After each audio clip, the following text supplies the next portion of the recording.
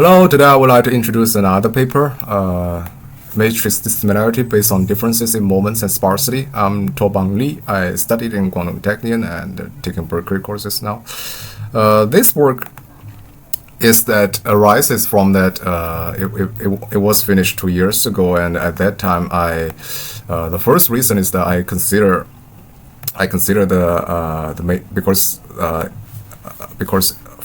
because the metabolic directions are indeed a matrix, right? A matrix manipulation. So, and then I'm very interested about the matrix, and also at that time I'm interested in dissimilarity measures, and the dissimilarity measures are almost everywhere in biology because you need a product PCA, right? Or PCA or some other product like PCA.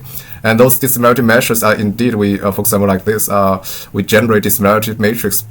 Such matrix exhausted all possible combinations between each, and then we measure the dissimilarity of each point, and such distant matrix we can convert it into a product like a PCA product. The conversion it depends on different type of graphs, and so at that time I'm very interested in imputation methods, and because in genomics dataset, for example, microbiome dataset or RNA dataset, there is a lot of zeros, and more than 50 or even more than 70 data is not like metabolic dataset. Metabolic dataset, most data are not zero, but in those datasets, most data are zero.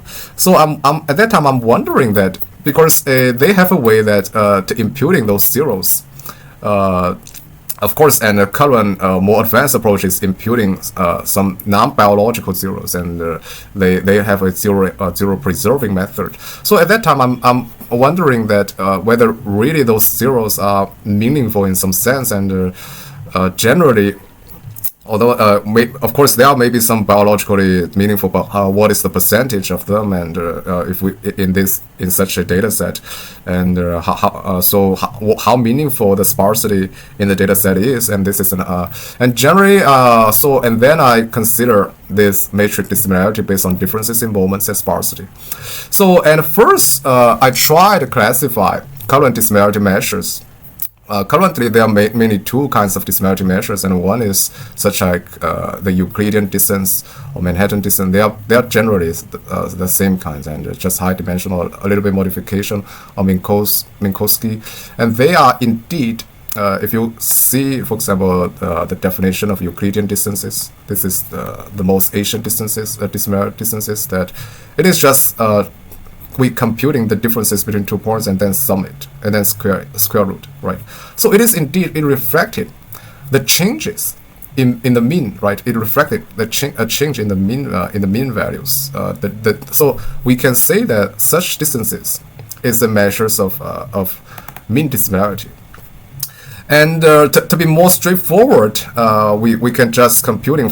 Here I introduce another kind of mean dissimilarity. It is just the computational method is fairly straightforward. That we're just computing the mean of the first row, the mean of the second row, and the mean of each row, and then we're computing another matrix, the mean of the first row, second row, and then we're computing the absolute differences between the mean of each corresponding columns, each corresponding rows, and then you're computing the mean of the corresponding row, and then you use a location estimation to estimate these absolute differences to generate this mean dissimilarity. And then in this way we but this location estimate it must be it should be a robust location estimate because in the real world this mean differences it can be highly heterogeneity, and I will not lecture. For example, maybe this is 1,000 or even 10,000, 100,000, but for most others are just below 100. So just one or two outliers, it will greatly impact this mean dissimilarity. So therefore, robust statistics is surely needed in these cases, and this is this is why that later. Because this is differences based on moments, and so later I further consider how to improve this robust mean estimators, and how it is just like in mass weighted intensity distribution, we also need a robust mean estimator, right? Because the metabolic data set is also heterogeneity. So, and also I further consider robust moments, and this arises the robust estimations from distribution structures. And over the past 2 years, most of my time was spending on developing those papers. And so, although this paper was developed 2 years ago, but it haven't totally finished now. And also another reason is that at that time, PNAS published a comment, and this comment, and this is to a paper by Cohen and their group, and here and this comments asking a question that what are the proper measures for the location spread, asymmetry, and dependence for random samples with infinite mean? And this question, if you as I introduced in robust estimation from distribution structures previously, for if a distribution the second moment is infinite, then you must use a robust estimator, right? So then you yes, otherwise it will break down. So basically, this question is rephrasing as what kinds of robust measures for the location spread, asymmetry, and dependence. And so this is another reason that I further very interested in this robust measures of moments, and so therefore it further rises the second and third paper of the series is robust estimations from distribution structures. And after considering that, okay, and then we back to this, and then further we consider whether we can estimating the standard deviation of the rho. And indeed, I found it that sometimes it is also very interesting in some sense, and this is called standard deviation dissimilarity. But for high order standardized moments, Schooner's kurtosis, although we can also define that, but I haven't found how interesting they are. Maybe they are interesting, maybe you can try, but maybe I don't think I will include that in this paper. And later, because for the sparsity dissimilarity, it is another kind of dissimilarity, because unlike such as Euclidean distance or Minkowski distances, there is another kind of distances, like for example here, or Jaccard.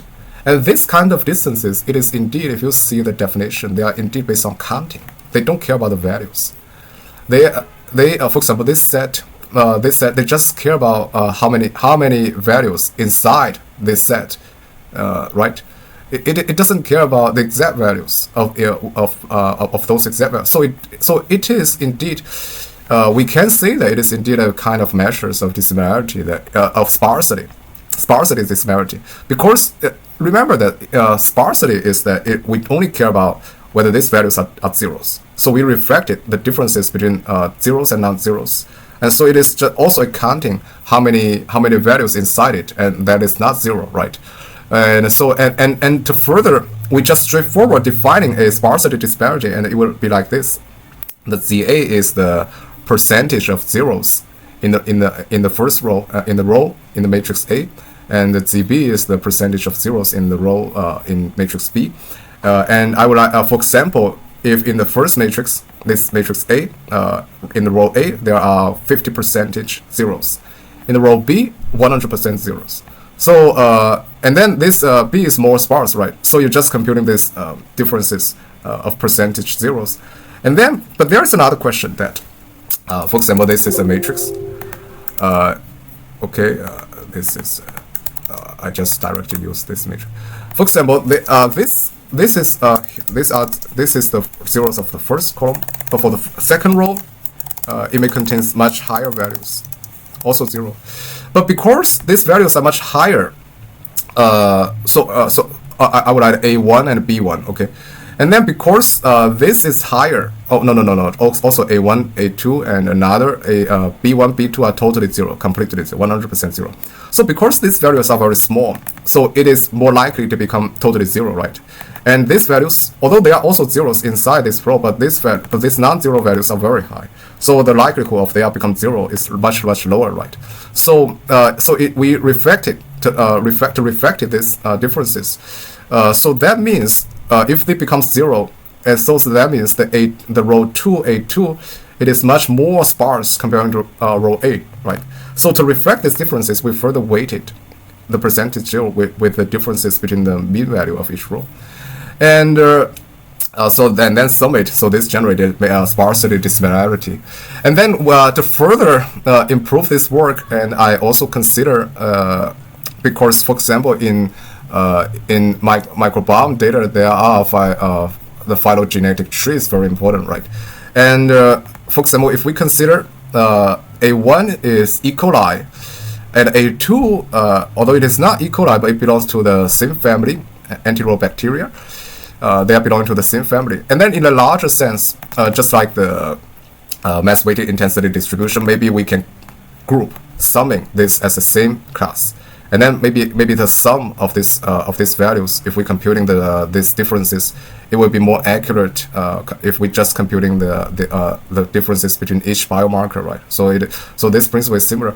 But later I realized that if we just putting a weight in front of each putting a phylogenetic weight in front of each biomarkers, it would be more convenient and more accurately reflecting. And indeed, the phylogenetic tree is not just limited to some microorganisms or RNA datasets, and it can even for metabolomics, even for metabolics, and they can have a phylogenetic. And if I remember correctly, the first work was published in Nature Methods or in the Nature series journal.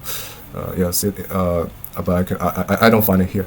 Generally, so this is another way we can further improve it, and so it further reflected more accurately reflecting the changes of the dissimilarity changes, and after weighting these phylogenetic relations.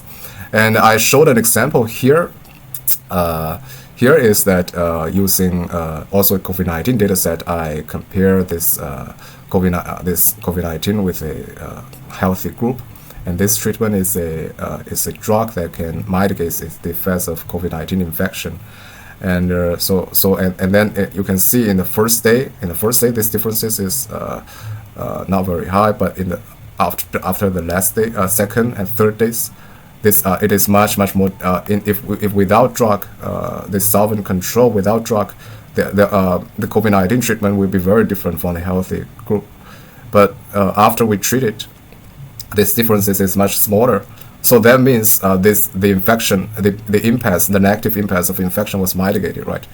And but if you consider the standard deviation dissimilarity, there is no much differences, no much significant differences. But if you think about sparsity dissimilarity, and then you can also find a very significant differences, and as you can see here, nearly double. So that means the sparsity dissimilarity, it is highly meaningful, and it is just like as important as the mean dissimilarity. So the sparsity, I mean, although maybe there are some zeros, there are technical nonsense zeros, but at least in our example, it reflects that most zeros are biologically meaningful.